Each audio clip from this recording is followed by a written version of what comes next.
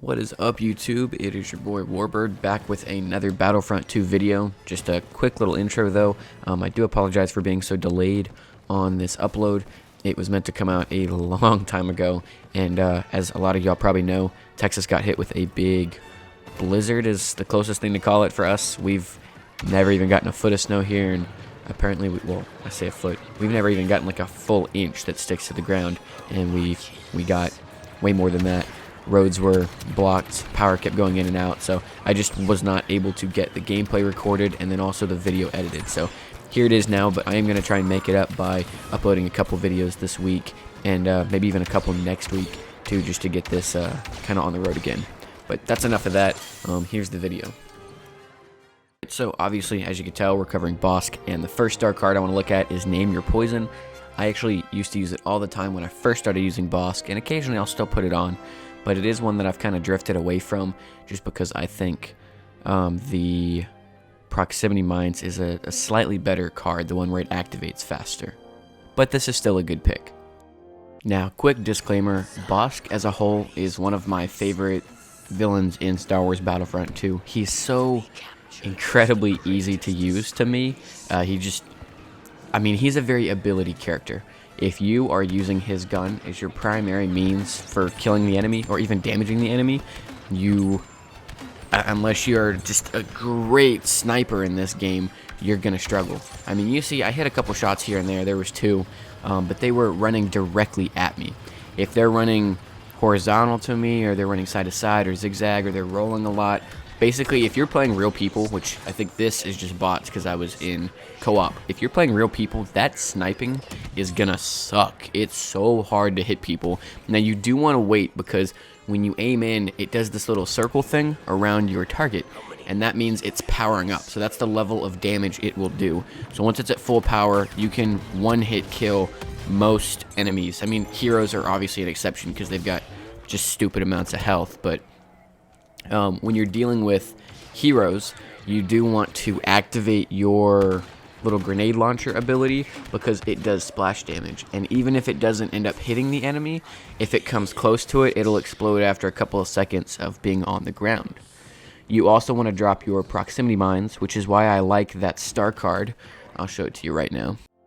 Trap arming speed has saved my life so many times. Oh my goodness, this card is amazing. It doesn't sound like it would be that good. I mean, all it does is allow your bombs to be detonated within a shorter period of you placing them on the ground. But for some reason, they made Bossk trap arming speed take for freaking ever. Like, you could throw it down and be waiting. I don't know exactly how long it is, but it feels like at least 15 seconds where you're just standing there waiting for those to arm. And if you are in a face-to-face combat situation with really any light side hero, especially those with lightsabers, you are gonna struggle because those bombs are what allow you to get most of your damage to those heroes. Now, in most trooper-based situations, heavies, assault, all the regular classes, that's what I'm talking about here when I say trooper situations, the proximity mines are not your best card. The best card you could use is Dioxis, and that's why my remaining two picks for star cards are the Dioxis cards, the ones that allow it to spew out those toxins for a longer duration, which increases it significantly for how long it goes. Almost enough time for you to recharge that card and then use it again. And then the other one, which allows it to grow wider, so it affects more people in a wider radius, and thicker, so it does a little bit more damage to those that are affected. It's more likely to get you kills, and quite honestly, the Dioxis just gets you so many points because when you're damaging people in Battlefront 2, that counts for points.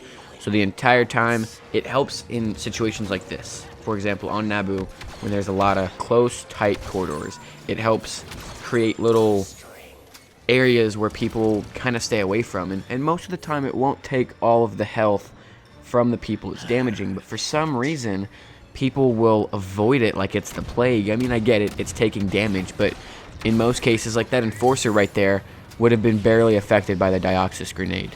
But if it was controlled by a real person, 9 times out of 10 they will go a completely different direction just so they're not damaged at all, which is very good. So like when you've got choke points, for example, where people are trying to get through and capture an objective, or stop you from capturing an objective, it makes it very, very easy to push an entire team back with just one villain. All it takes is Bossk, and he'll push them back by himself. It's truly incredible what that Dioxys gas can do in those situations. As I was just saying, the two cards that I prefer to keep on at all times, Spreading the Disease, which allows it to increase the size and thickness, like I was talking about before, and then the other one just allows it to stay active for longer. So 6 seconds, like I said, doesn't sound like a lot, but trust me, it makes a huge difference, especially in those choke points. So I know in the other videos I usually do a couple of star cards. This time I'm only going to do those, 3 or 4 that I covered, because I quite honestly don't use the other ones at all, and I don't really see a need to use them ever. I mean, they're good star cards, and it's not like they're not worth using. It's just the ones that I keep on are the ones that I use the most, and it's the way that I play Bossk. I play Bossk as a very defensive kind of push with your team player. I know right there I was pushing just a little bit hard by myself, but it just depends on the game mode that you play. For example, let's say you play Supremacy a lot. Once you get on those capital ships or even the Republic ship, there is a lot of congestion. Everybody's all built up in a tight little area, and there's a few ways to get around certain areas and little hallways, and there's just a lot of targets in a small area. So you want to get that splash damage Dioxys grenade thrown in a really good tight area that a lot of them need to come through.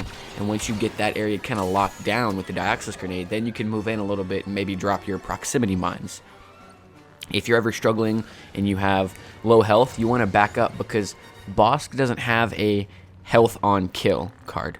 And I quite honestly like that, because it's a little standard now to have a health on elimination card, and he's not really a, I don't want to say deadly villain, because he is deadly. He's not usually the one to finish off his kills. Like, if you'll watch the clips that I'm showing you, I'm definitely getting kills here and there, but a lot of the time you'll see defeated and then their username, but then you'll see assisted by whoever. That means that I didn't actually kill that person. It means one of my teammates did, and it was just they were either affected by my Dioxys, I hit them once with my sniper, I shot them with a grenade launcher, they got hit with a proximity mine, I damaged them in some way, but I didn't actually get the kill. So he's not a lethal opponent, but he does do enough damage to where it's very easy for your teammate to then finish off said opponents. And that's why you'll see a lot of the time at the end of games, if it's a good, knowledgeable Bossk, you'll see them at the top of the leaderboards, because it's just hard to keep up if they're constantly damaging people with their Dioxys and grenade launchers and proximity mines. So part of the reason Bossk doesn't get used quite as often as other, I guess, villains would get used is because he's tough to defend as. Like, if you have an Anakin running at you and you're trying to defend him as Bossk, you're gonna have a tough time. But for example, right here, I threw out my proximity mines, I got him real low, and then I just kept with it. I was persistent with my gun, and most of the time I would have thrown down my Dioxys grenade as well, because sometimes that'll cause the lightsabered opponent to back down. I'm not too sure why, again, because they have so much health that the Dioxys grenade almost doesn't affect them. It obviously does do damage to them, but it's not a crazy big threat in their eyes, because they have a saber, and they also have usually anywhere from 650 to 750 amount of health, which is a lot of health to go through with a Dioxys grenade. But every little bit helps, especially when you have a grenade launcher that's doing splash damage. I mean, you see I'm dealing with Kenobi right there, and this time I kind of took the safe approach, where I let him just consistently eat up damage with my Dioxys, but you can tell he's not very phased by that. The most damage I took away, or I guess dealt to him, was with those proximity mines, because those things deal so much, which is where that proximity arm speed comes into play. So it's just a matter of learning how you play. Some people just don't like Bossk because their playstyle is different. They want to be aggressive, they want to push hard, they want to attack 24/7. With Bossk, you need to kind of lay back. I was talking about it earlier. He doesn't have the health on elimination card. Instead, his health will fully regenerate, just very slowly. As you can see, I'm regenerating right now. It's just taking a second. It regenerates very slowly, but as long as he's not taking damage, he can fully regenerate. There's no cap on what he can get up to until he gets a kill. He can literally go back up to, from 1. If you can get him down to 1 hit point and escape a fight, you can get up to 600 if you just stop taking damage after that. Just give him a second, regenerate, and then go right back in. That's why when you're pushing, you want to stick with your team. You want to be very objective based. You don't want to be too aggressive with Bossk.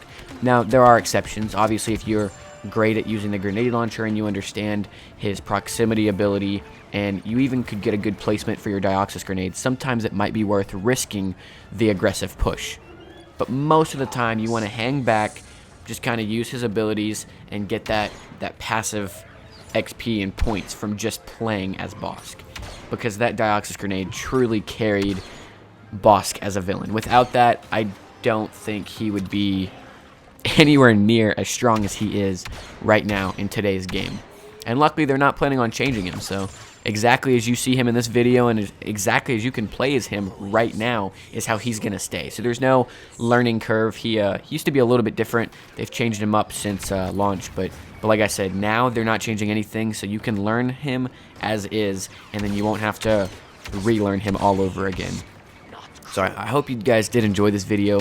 Again, it came out a little bit later than I wanted it to, but that's because of weather. So if there's anything I left out or you got any questions about Bossk, just leave them in the comment section down below, and I'll see y'all in the next one. Peace.